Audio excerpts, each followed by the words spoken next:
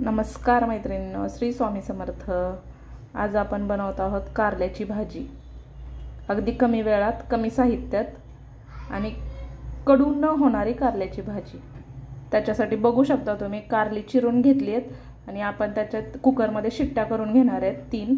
त्याच्यामध्ये शिजवताना मीठ आणि हळद टाकलेली आहे थोडीशी, त्याचा कडूपणा कमी होण्यासाठी। तर बघू शकता तुम्ही आपण शिट्ट्या काढून घेऊया, कारल्याचं शिजवून घेऊया कारलं। कारल्यासाठी आपल्याला एक छोटंसं वाटण तयार करायचं आहे मैत्रिणींनो। बघू शकता तुम्ही मी लसूण घेतलेला आहे, खोबऱ्याचे काप घेतलेत, घरातला मसाला घेतला आहे हा काळा मसाला 2 चमचे, तांबडं तिखट घेतलंय अर्धा चमचा, अर्धा चमचा हळद घेतलेली आहे, चवीनुसार मीठ घेतलेलं आहे, शेंगदाण्याचं कूट घेतलेला आहे आणि कोथिंबीर घेतलेली आहे। आणि इथं मी चिंच आणि गूळ, चिंच आणि गूळ भिजायला घातलेला आहे। बघू शकता हे असं आहे साहित्य। तर आपण वाटून घेऊया हे साहित्य सगळं। बघू शकता मैत्रिणींनो, इकडं कारलं शिजून घेतलेलं आहे, मी शिजायला घातलेलं। आता इथं मी कढई गरम करायला ठेवली, तेल टाकलंय 3 चमचे ह्याच्यात। त्याच्यात आता आपण जिरी मोहरीची फोडणी देऊया।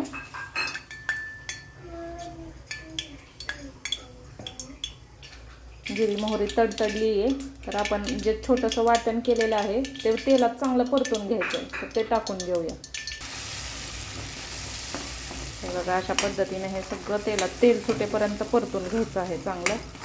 तोपर्यंत कुकर गार होतोय, आपल्याला कारली शिजवून घेतलेले काढायचे अजून, तोपर्यंत मसाला परतून घेऊ आपण। छान तेल सुटेपर्यंत परतायचं आहे। हे बघा हे शिजवलेलं कारलं मी काढून घेतलेलं आहे। आता ते कारल्याच्या फोडी आपण केलेल्या मसाल्यामध्ये परतून घेऊया चांगले। अशा पद्धतीने सगळ्या फोडी मसाल्यामध्ये परतून घ्यायच्या चांगल्या।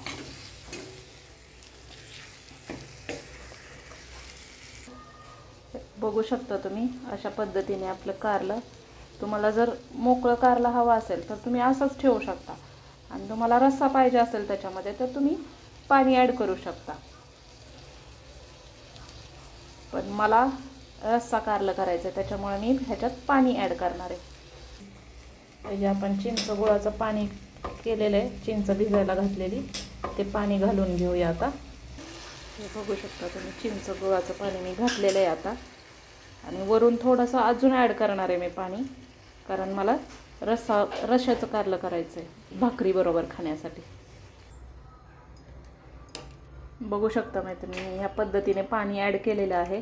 आता या कारल्याला उकळी येऊ द्यायची आहे चांगली। अशा पद्धतीने झालेले भाकरी बरोबर तुम्ही खाऊ शकता, अजिबात कडू होत नाही हे कारलं। तुम्ही करून बघा नक्की। आणि माझ्या रेसिपी आवडल्या असतील तर लाईक शेअर सबस्क्राईब करा मैत्रिणींनो चॅनलला।